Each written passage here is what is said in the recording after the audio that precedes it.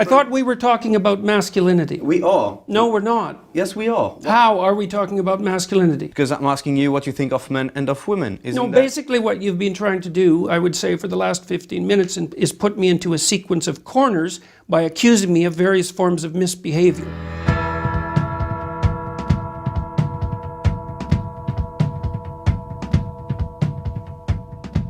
According to you, what is a real man, or what should he be?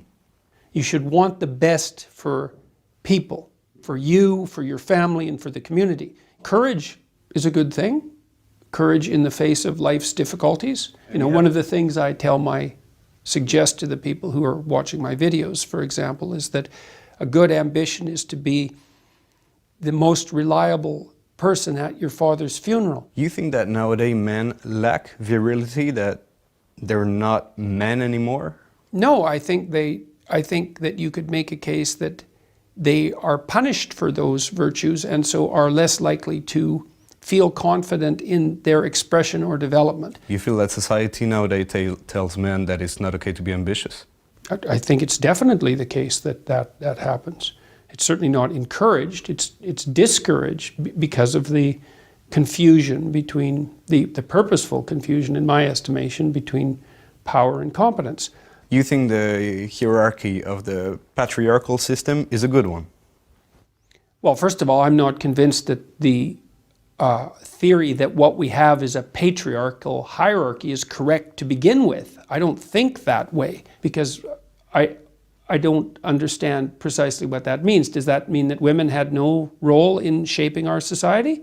It's only been the last 10 years that people have made the presumption that it's self-evident that what we live in is a patriarchy. What women haven't contributed? Is this the point we're making? Is that women haven't contributed to our society? They just weren't there until what, 1965? And all of a sudden they took their place. All the women before that weren't doing anything at all. It was all patriarchy. You don't feel that globally men have the better end of the stick?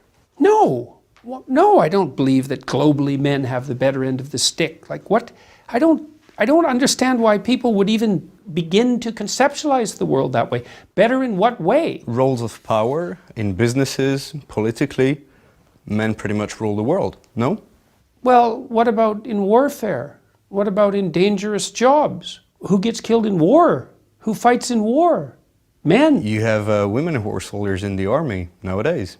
Yeah. It's opening more and more. Yeah. Well, no, we're not going to go down that. Is a woman soldier not as good as a man soldier? I don't know whether a woman soldier is as good as a man soldier. I know that in most armed forces, women aren't placed in high combat frontline positions. Who is responsible for this, the demasculization of the society? Feminist groups have a fair bit to do with it, and the radical left types that insist that what we live in is a patriarchal tyranny. What is the issue with feminists nowadays? They think that the idea that our culture is a tyrannical patriarchy is an axiomatic truth. Well, I think that's complete nonsense. The insistence that sex, gender identity, and gender expression are social constructions, the insistence upon that, the insistence that if there are any differences in outcome, that's a consequence of oppression. That's what's up with them. All of that's complete bloody nonsense. You have the feeling that feminism has gone too far? Far too far. But it's the leftist it's not so much feminism, it's really the ideology that characterizes the radical left. Feminism is part of that. Even though there were still huge inequalities. What inequalities are we talking about precisely? Talking about wages, access to positions of power. The wage gap has nothing to do with prejudice, or virtually nothing to do with it. Single men and women in their 20s. In fact, there's a wage advantage for single women in their 20s.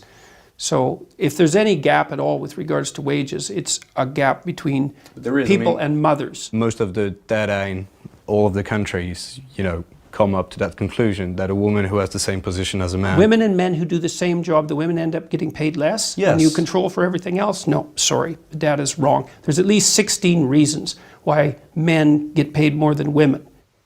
Men work longer hours. If you work 10% longer hours, you make 40% more money. Okay, men work in more dangerous positions. So there's a wage advantage for working in more dangerous positions. Men are more likely to move as a consequence of being required to by their job.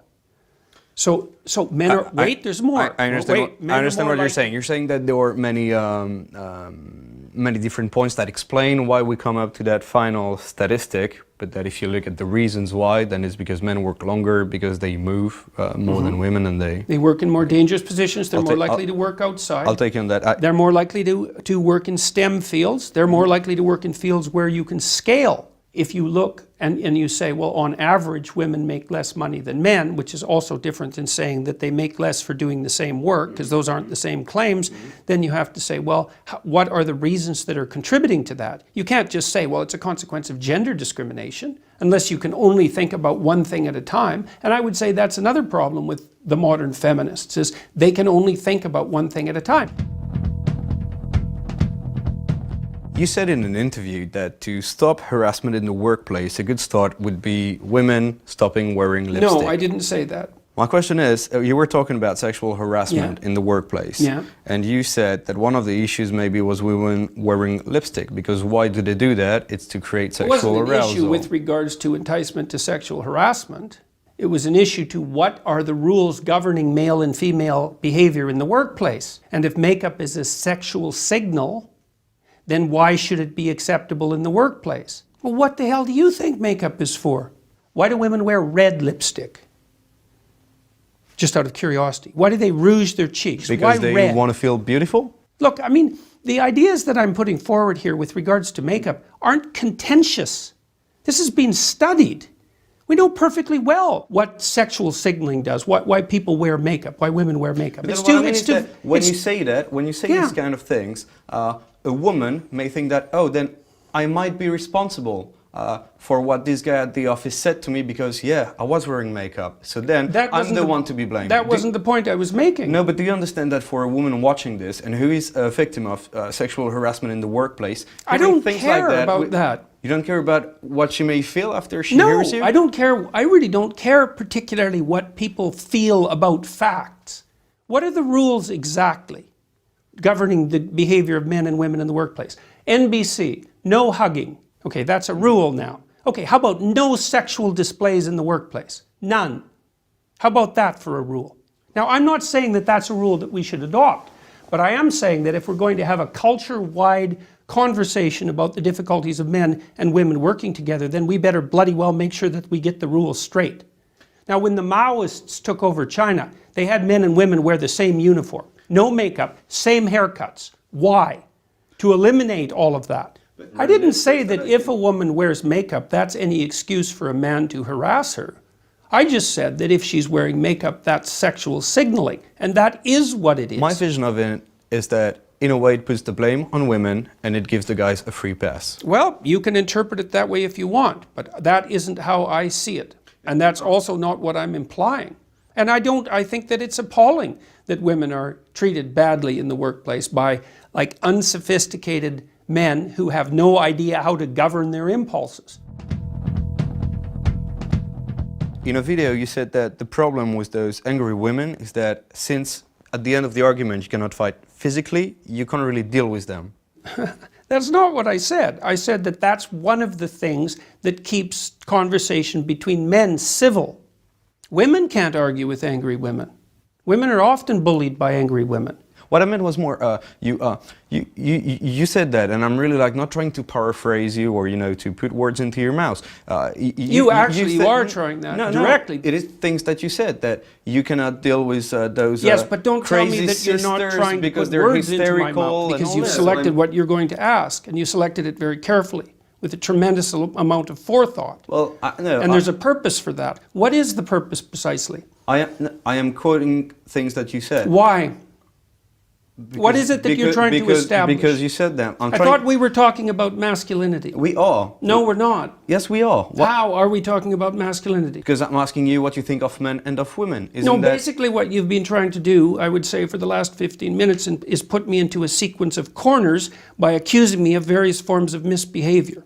So why are we doing that? What's the point here? These are things that you said. My job as a journalist is to ask questions about what you represent and the ideas that you defend. Your job is also to select the things that you might ask about in some manner that doesn't indicate a substantive bias.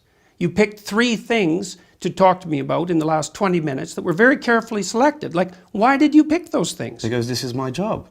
No, not necessarily. You could be asking me, for example, why I've spoken to 250,000 people live in the last 8 months. That might be more newsworthy. Well, we're not going to have a big debate about journalism, but if a journalist doesn't ask the tough questions, how can you give the good answers? Well, it depends on what the tough questions are. It depends on I didn't whether think or that not they they're- would be tough. We're talking about things that you said. I mean, if it's easier to have conversation between men, because there is this underlying threat, of a physical contact. I don't think it's easier. It tends to be somewhat more civil. So, fighting is the ultimate way of resolving the conflict? It's a good question. It's a good question. The ultimate way of resolving a conflict is to negotiate for peace, if you can manage it. But if you can't negotiate for peace, then what are the alternatives? How do you explain so many men, so many young men follow you, listen to you? Because they need encouragement. And they need a reason for growing up. And I encourage them and give them a reason to grow up. What are you? It's better to grow up than to stay immature. Are you a father figure, Sometimes. a prophet in a way, a guru? I don't believe that I'm a guru. I don't think that you can be a guru and tell people to take their own way. I'm asking people to develop a vision for their own lives and to adopt the responsibility for that, but it has to be something that's personal. But do you feel responsibility then? Yes, absolutely. Fundamentally, this is supposed to be helpful to people. What if I told you that you're playing on young men's distress to make all that money? That accusation has been leveled at me before. I don't know how I'm playing on their distress, exploiting it or helping it. The fact Look, is, I've a lot said of right from the people- beginning that I'm an evil capitalist. I don't make any bones about it. I'm not ashamed of making money. It's very hard to make money. Can I ask you bluntly how much you make? I make $80,000 a month on Patreon. My book is selling about 20,000 copies a week. I have royalties that probably amount to something approximating $1.50 on each of those. The tours garner about $35,000 to $50,000 an evening. I have a business that's generating, I don't know, something in the neighborhood of $200,000 a month for me personally. There's some other smaller sources of income than that. Then you are making a lot of money Yes, out of this. I certainly am. And so are a lot of other people.